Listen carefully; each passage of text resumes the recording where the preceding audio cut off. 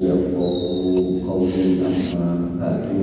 Bapak Ibu yang dirahmati Allah, alhamdulillah kita bisa bertemu lagi di rumah di antara rumah Allah yang diberi nama Takim, rumahnya orang-orang yang bertakwa, yang mana orang bertakwa harus dilandasi ilmu, dan di antara bentuk keutamaan dari takwa yaitu akan diwarisi surga. Dan orang bertakwa akidahnya harus lurus, maka ketika dipilih materi tentang akidah itu sudah sangat-sangat tepat, karena nanti akan banyak orang yang beribadah tapi akidahnya aneh-aneh. Baiknya dirahmati Allah Subhanahu wa taala, mengisahkan Allah dalam rububiyah, yaitu menyatakan Allah sebagai Sang Pencipta yang memelihara, mematikan, menghidupkan, yang menjaga, memberi rezeki. Kemudian mengisahkan Allah sebagai Al-Ilah, yaitu mengisahkan Allah bahwa Allah satu-satunya yang kita sembah, satu-satunya yang kita mintai pertolongan, hanya berdoa kepada Allah, rukuk sujud kepada Allah, rasa takut, harap, cemas semua kita serahkan kepada Allah.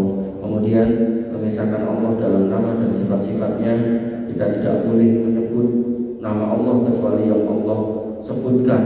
Yang pertama, Allah menyatakan innani anallah, aku Allah, maka kita hanya menerima Allah sebagai Allah, tidak boleh disebut dengan macam-macam sebutan.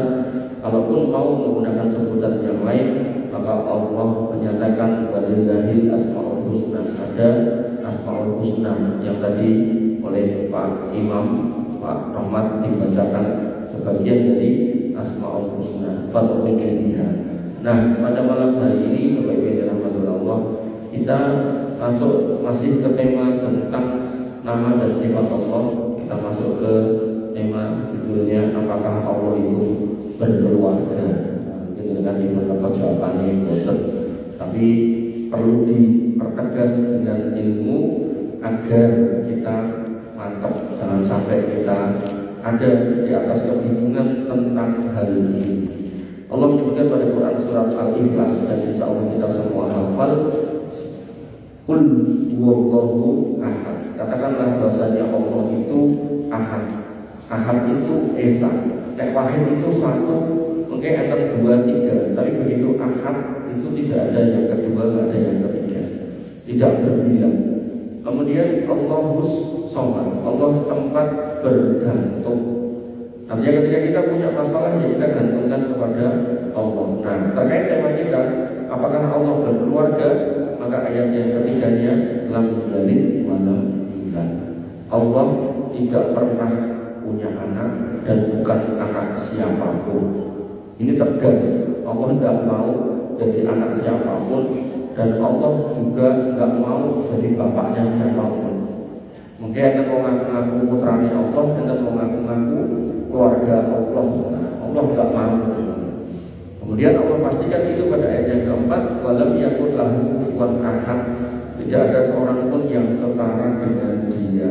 Setara berarti dari keluarga yang misal. Demikian kiai suge banget, tiba-tiba itu orang duwe ngaku aku yo keluargane dhewe. Sing sugih itu mesti yo gamen maksud dhewe keluarga. Level nanti itu. Manusia aja bisa mengatakan enggak level, apalagi makhluk dengan roh itu jelas levelnya enggak mungkin bisa terjangkau. Makanya begitu dikatakan walau yang kufuwan ahad, ini tidak cuma semata-mata kita tidak boleh menyembah yang lain, bahkan memasukkan yang lain sebagai bagian dari keluarga Allah itu juga tidak boleh. Dan Allah tidak mau mengakoni siapapun jadi keluarganya. Makanya kalau dengan masih ingat materi-materi kita yang lalu, Allah itu memilih kekasih itu cuma dua, kekasih bukan keluarga, kekasih. Kekasih itu berarti orang yang dicintai, yang ditresnani. Yang pertama Nabi Ibrahim alaihissalam, yang kedua Nabi Muhammad SAW. Dan Nabi Muhammad pun karena sudah dipilih sebagai kekasih oleh Allah, Nabi pun nggak mau memilih manusia sebagai kekasih. Nggak ada kekasihnya Nabi SAW. Nah, istrinya istri pasangan, tapi dalam arti kekasih. Sebagaimana Allah memilih sebagai kekasih, maka Nabi nggak memilih siapapun.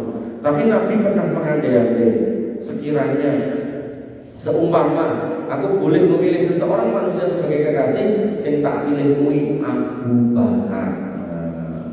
Makanya kalau ada kelompok di dalam Islam kok membenci Abu Bakar, ini akidahnya dipertanyakan. Karena nanti kitab-kitab akidah yang banyak dari masa ke masa itu meletakkan Abu Bakar itu sebagai orang paling utama setelah Nabi Muhammad SAW.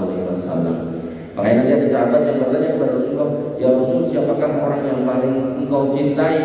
Maka Nabi menjawab, Aisyah. Orang ini kemudian bertanya lagi, yang laki-laki, yo bapaknya Aisyah.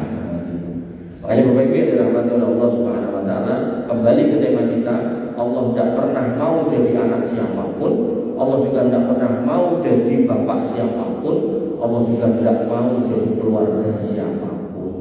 Kemudian pada Quran surat Maryam, ini ayat yang menurut saya itu sangat dahsyat. Allah mengancam dengan ancaman yang halus, ancaman tapi halus. Biasanya ancaman yang tegas, tapi di sini halus. Allah sebutkan apa? Waqalu takhadar rahman walada. Mereka bisa siapapun. Mungkin di orang Nasrani, mungkin orang Yahudi, tapi sosok mungkin ya ada orang yang ngaku Islam tapi mengucapkan ini. Enter. Siapa itu? Orang-orang Syiah. Orang-orang Syiah sebagian yang mengatakan kalau yang namanya Imam Ali itu adalah jelmaan dari Allah. Itu ada orang yang ngomong kayak gitu. Kemudian sebagian alamiah yang ada di daerah Albania, Kroasia, itu mereka punya keyakinan seperti itu. Atau sebagian orang yang di perbatasan Turki ke arah Syria, itu sebagian yang punya keyakinan seperti itu.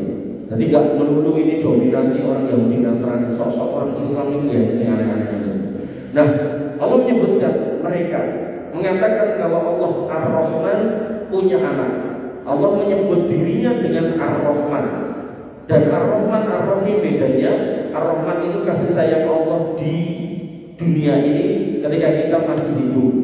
Dan ini diberikan kepada semua orang, semua makhluk, baik orang iman maupun orang kafir.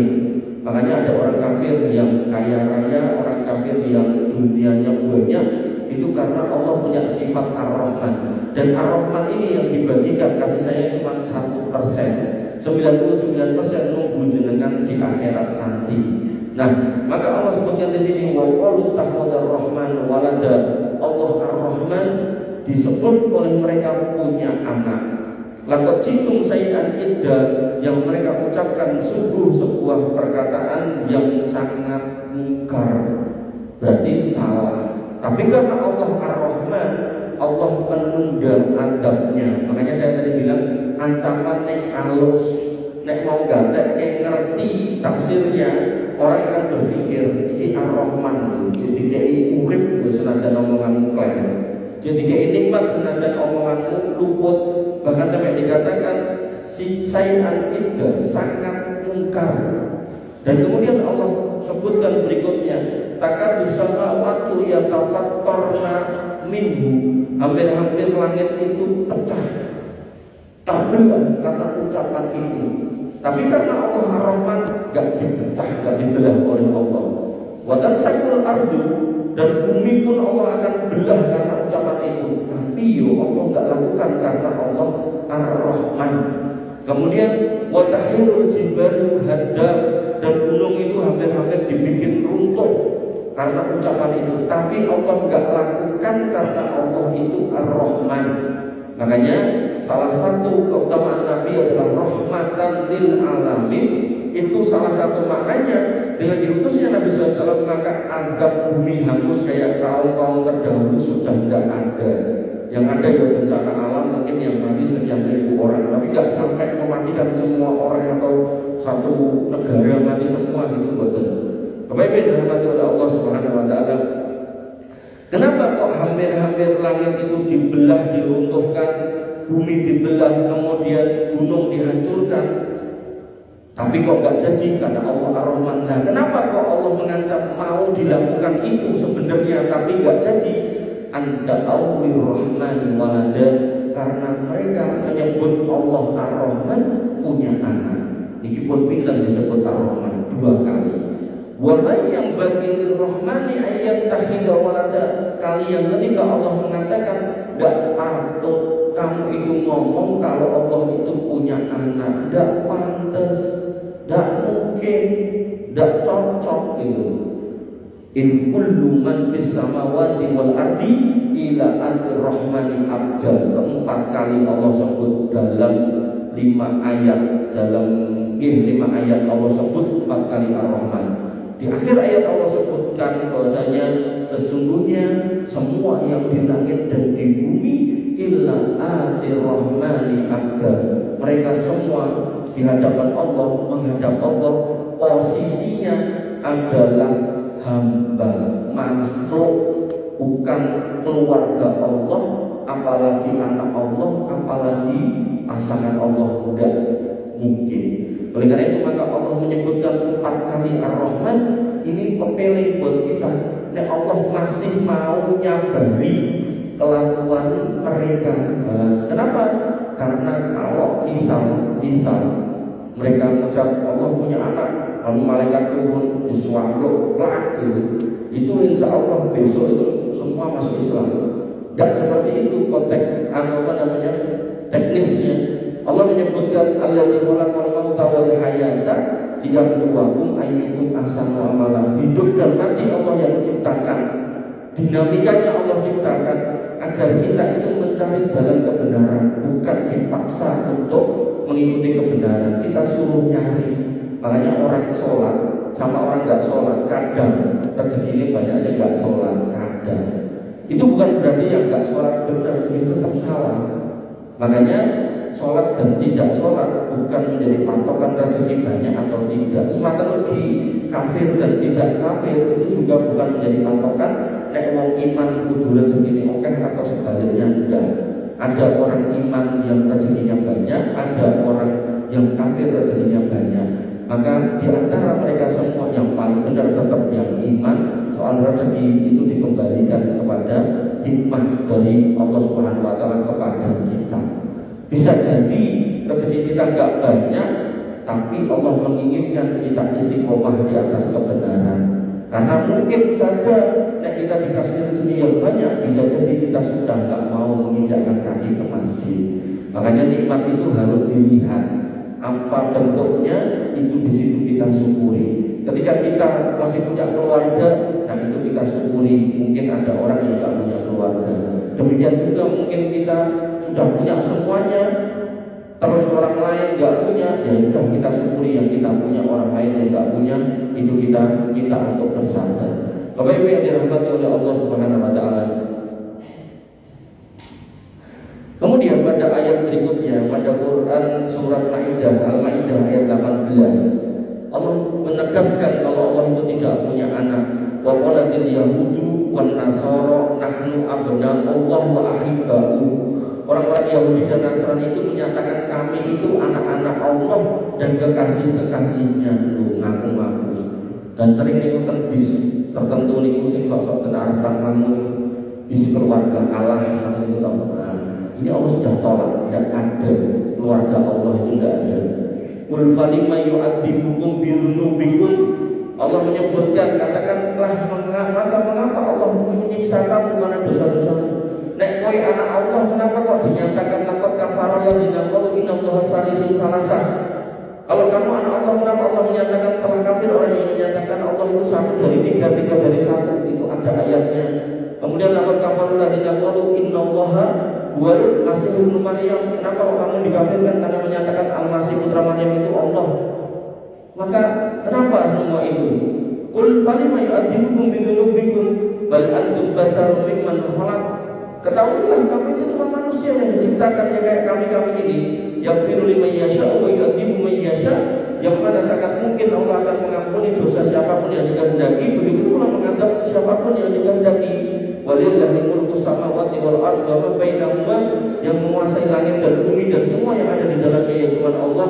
Wa ilaihil masir, dan kita semua nanti kembali kepada Allah Subhanahu wa taala. Jadi tidak ada, Allah tidak mau mengakui siapapun jadi keluarganya Allah.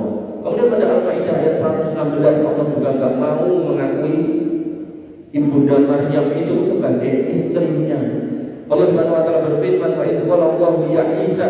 Dan ingatlah ketika Allah berfirman, "Wahai Isa ibni Maryam, a'anta qulta linnas, apakah engkau berkata kepada manusia, ittahiduni wa ummiya ilaihaini min dunillah?" Manusia, ambillah, jadikanlah aku dan ibuku sebagai ilah. yang kalian sembah selain Allah. Qala, kata Isa bin Maryam, subhanaka ma yakunu li an aqula ma laysa li bihaq. Maha suci Engkau ya Allah, mana mungkin saya mengatakan ucapan-ucapan yang di dalamnya tidak ada kebenaran sama sekali. Tidak mungkin.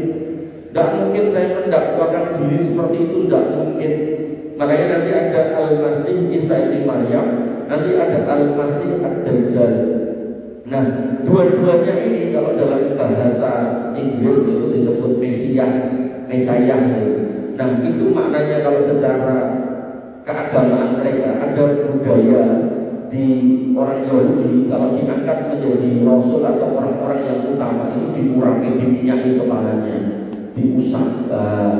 Maka Al-Masih Isa ini diberikan wahyu, bisa menghidupkan orang mati dan seterusnya. Nah, Al-Masih Dajjal juga diberikan kemampuan yang sama. Cuman bedanya Al-Masih Isa ini nabi, Al-Masih Dajjal ini manusia yang Ad-Dajjal itu menipu, pendusta, ngapusi. Kenapa? Karena Al-Masih Isa itu dianggap umatnya sebagai Tuhan, tapi dia menyatakan gak pernah ngaku Tuhan.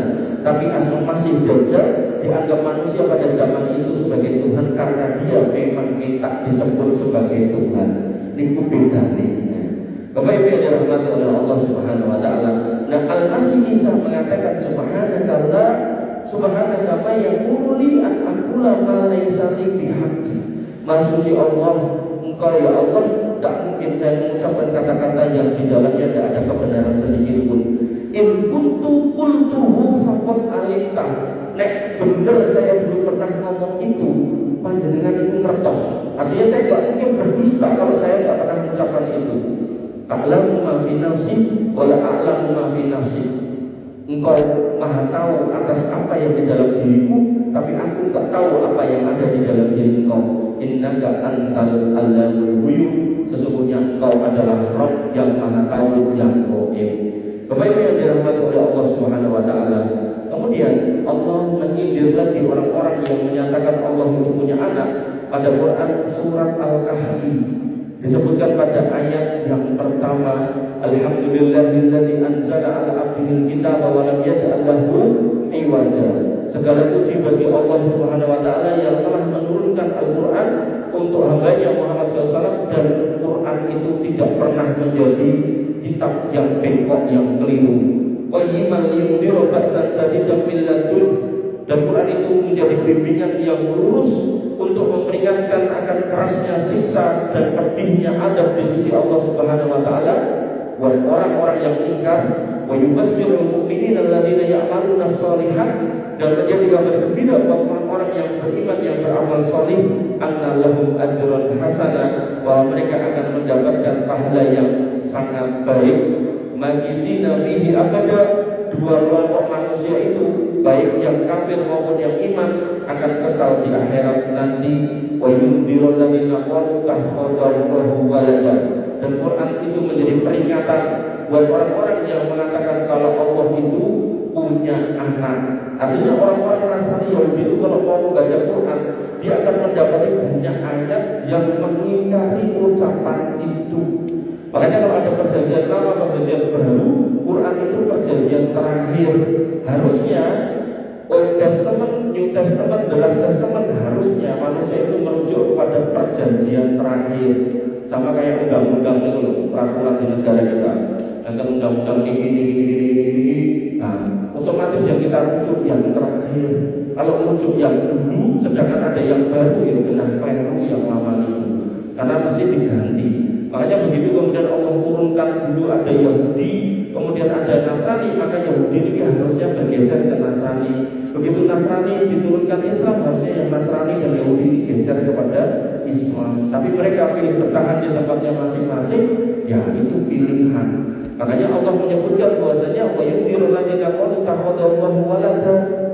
Al-Quran itu sebagai perjanjian terakhir untuk manusia, menjadi peringatan buat manusia bahwasanya Allah itu tidak pernah punya anak. Malahum bihi min ilmin wala liabaihim. Mereka itu tidak pernah punya ilmu tentang Allah punya anak apa enggak. Semua itu cuma karangan bapak-bapak mereka. Kaburan kalimatan takhruju min afwahihim iyyaquluna illa kadhiba. Sungguh jelek kata-kata yang keluar dari mulut mereka, dan yang keluar itu hanya dusta belaka. Bapak Ibu yang dirahmati oleh Allah Subhanahu wa taala, ini yang bisa saya sampaikan terkait dengan apakah Allah punya keluarga atau tidak. Sehingga rangkaiannya saya ulangi tentang mengesahkan Allah dalam bab rububiyah. Kita nyatakan Allah itu sebagai Rabb kita yang menciptakan, yang mematikan, yang menghidupkan, memelihara, memberi rezeki, yang menjaga, yang memberikan semua yang kita minta. Kemudian berikutnya Allah sebagai ilah, yaitu Allah yang kita sembah, Allah yang kita sujudi, Allah yang kita mintai sesuatu, segala sesuatu, Allah yang kita punya rasa takut, kita punya harap, cemas, dan Allah yang kita gantungkan semua harapan dan semua permintaan kita hanya kepada Allah. Sehingga pada kondisi yang kedua ini mengesahkan Allah tentang uluhiyah, tentang keilahan Allah. Kita tidak boleh nyari pesugihan, tidak boleh nyari jimat-jimat, tidak boleh buang sajen, tidak boleh keramat ke wit-wit, tidak boleh keramat ke kewan-kewan, tidak boleh keramat ke benda-benda atau barang-barang atau makhluk-makhluk yang tidak kelihatan. Semua harus dikembalikan kepada Allah Subhanahu wa taala. Nah, kemudian yang ketiga, kita mengesahkan Allah dalam nama dan sifatnya. Kita hanya menyebut Allah dengan Allah karena Allah yang meminta disebut, dipanggil sebagai Allah. Dan kalau panjenengan mau menyebut dengan selain kata Allah, maka panjenengan bisa menggunakan Asmaul Husna. Dan Allah meminta kita buat dari ladina yulhiduna fi asma'ih, tinggalkan orang-orang yang menyimpang dalam menyebut nama Allah. Pun nanti kalau sebutke ada beberapa orang yang pertama menyatakan bahwasanya Muhammad itu ismun min asma'illah, Muhammad itu nama dari nama-nama Allah. Maka jangan nek donga nyebut Muhammad itu boleh, itu jelas dusta. Kemudian orang yang kedua yang saya contohkan, dia yang mengatakan katanya punya zikir tertentu, nanti tidak diucapkan nanti Gusti Allah boleh ide, itu juga dusta. Dan kita akan dapati banyak orang yang berdusta seperti itu, termasuk ngaku-ngaku ketemu Allah baik dalam tidurnya, bahkan parah lagi yang ngaku ketemu Allah pada saat mimpi. Mengelevel parah lagi, ada yang ngaku dirinya Allah, ada yang ngaku lagi aku duduk Allah, ning Allah nenek jeruku. Macam-macam orang-orang yang menyimpang, dan Allah minta kita menjauhi orang itu. Nah, baru level berikutnya, orangnya enggak ngaku Allah, tapi ngaku anaknya Allah, keluarga Allah, atau kekasih Allah. Ini jelas dusta juga. Kenapa? Karena tadi ayatnya sudah kita jelaskan, sudah bacakan. Allah enggak mau disebut bapaknya siapapun, Allah enggak mau disebut anaknya siapapun, Allah juga enggak mau menjadi pasangannya siapapun, Allah juga enggak mau menjadi keluarga siapapun. Sehingga kita sucikan Allah dengan segala macam sifat-sifat yang disifatkan oleh manusia. Subhanallahi amma yasifun. Maha suci Engkau ya Allah atas semua kelakuan manusia yang mensifati Engkau dengan sifat-sifat yang tidak sesuai. Alhamdulillah Bapak Ibu yang dirahmati oleh Allah, ketika kita menyifati orang dengan tidak sesuai sifatnya, orangnya aja bisa marah. Orang kurus kita loke gemuk, kadang wong lemu diloke lemu nesu, apa meneh wong kurus diloke lemu. Orang yang enggak hitam diloke hitam nesu gitu kan, padahal jane yo memang hitam gitu kan. Nah, itu aja marah gitu kan, apalagi Allah Subhanahu wa taala.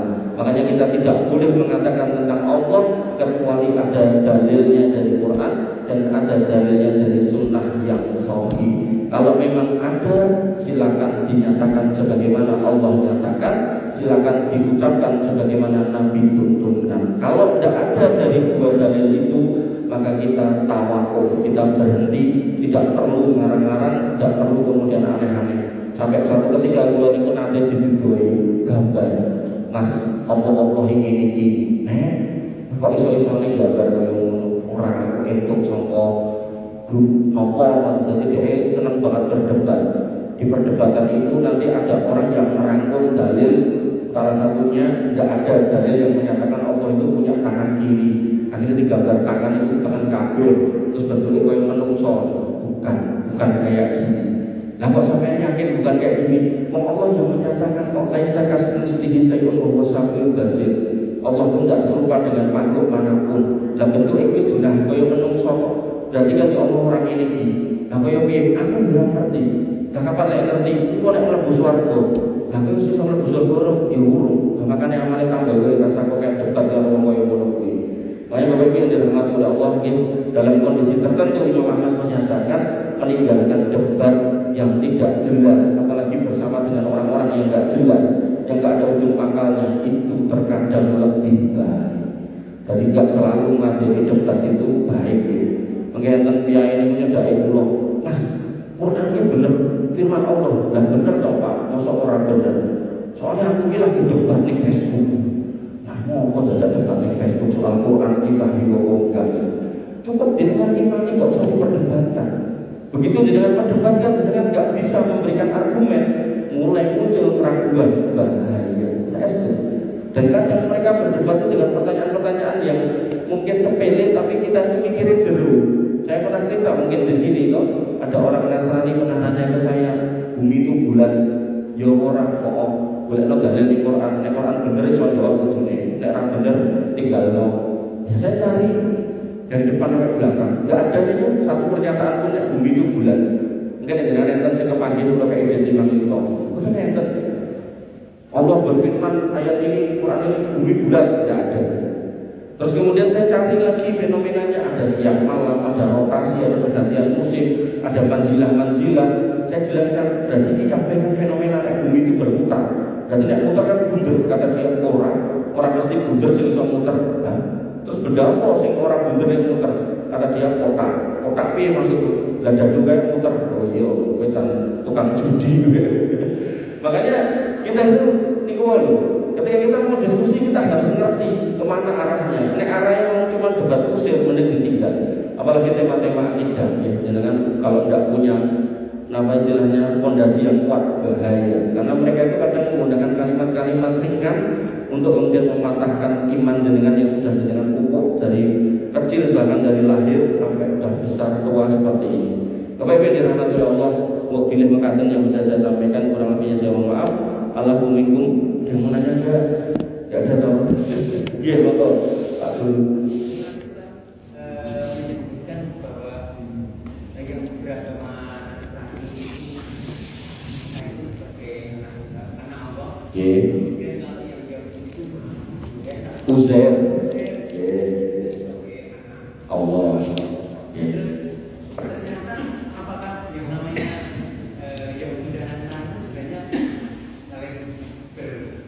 Iya, dan itu kita sebelum ada media itu kita cuma baca dari Quran kalau mereka itu saling bermusuhan. Tapi begitu kita lihat media, niku kan Israel niku kan orang Nasrani itu corong Islam umroh mereka kan ke sana ke Yerusalem. Nah di sana mereka pengen napak tilas, di mana napak tilas yang mereka yakini sebagai Yesus itu bahwa yang salib. Nah ini lagi metu kok gereja nih, apa saja orang Yahudi tidur nih Pak. Jadi memang orang Yahudi itu menganggap Isa itu bukan nabi, tapi cuma pendusta yang ngaku-ngaku nabi. Nah makanya nanti ada lagi misionaris yang kemudian dia nyeramai. Jadi kita itu Jumatan, mereka itu Sabtu, hari Sabat Sabtu, mereka itu ibadah. Nah mereka OTW ke tempat ibadahnya, mau jalan ke arah ibadahnya itu dicegat kalau orang-orang yang mentalis dua perempuan nawake pakai bahasa Ibrani, jalan keselamatan lewat Yesus gini. Ini bocah cilik-cilik gue sendal di Bandung.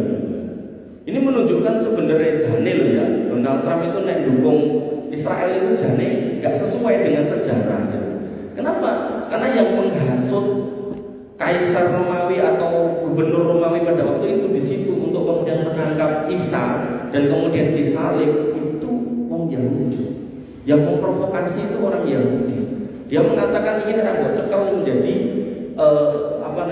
titik disintegrasi bangsa, bahaya, ditangkap dan kemudian chemical salib, kemudian dilidoni, dipecut segala macam. Itu orang Romawi tapi dikeploki kali orang Yahudi. Makanya salah kaprah jane orang-orang Amerika dalam hal ini pemerintahnya mendukung Israel sedemikian rupa. Jane tapi nggak tahu mungkin ada misi politik di belakang itu, saya nggak tahu, mungkin pengen supaya Arab atau Timur Tengah itu ada proksi yang bisa diatur, ditoto, dimainkan, itu ya mungkin.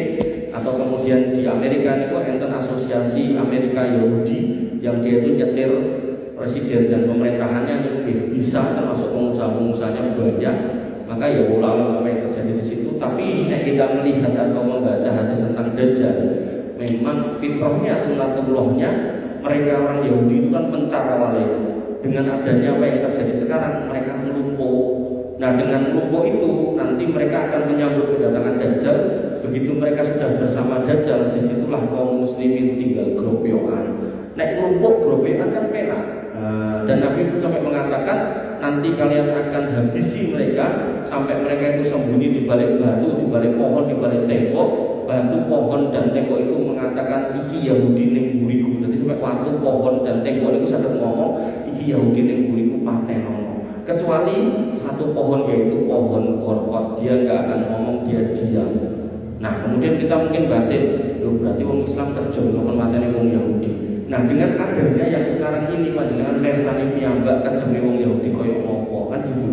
Jangankan kok orang muda, sing tua juga dibunuh, anak kecil juga dibunuh, berapa juta orang sudah mati di tangan mereka.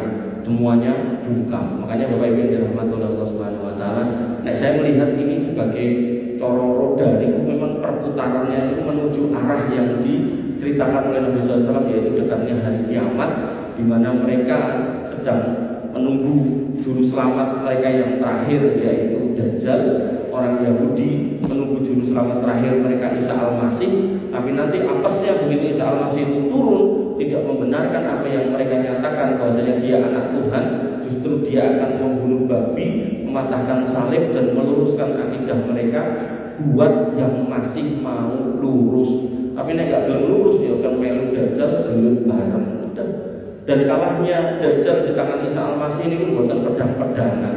Jadi begitu sudah tempuh dua pasukan dibatasi dengan babulut pintu lut itu begitu dibuka jebret, Isa Al-Masih ketok waduh niki Dajjal niku sing wis siap perang. Itu tiba-tiba langsung lemes, langsung peloh gitu. Dan dia sudah merasa ini itu wong sing bukan biasa. Terus dia langsung lari, pasukannya ditinggalkan, kaum muslimin menyambut musuh-musuhnya ini. Kemudian Isa Al-Masih ngoyak Dajjal, dioyak terus sampai akhirnya dekat, begitu dekat dipenggal, selesai. Karena memang nasnya Isa Al-Masih harus menghabisi Dajjal dengan tangannya sendiri. Niku nek ngomongke kisah hari kiamat. Bar niku muncul Ya'juj Ma'juj, bar niku tersebarlah keadilan, bar niku kemudian ditiupkan angin, orang-orang baik meninggal, tersisalah orang-orang jelek. Kemudian mereka hidup lama, orang jelek itu saking jeleknya sampai di jalan itu mereka berzina kayak binatang, salah satu sifatnya. Makanya nek sakniki pun enten wonten niku jane nyicil menuju ke sana. Wonten malih cekap Bapak Ibu dirahmati Allah Subhanahu wa taala,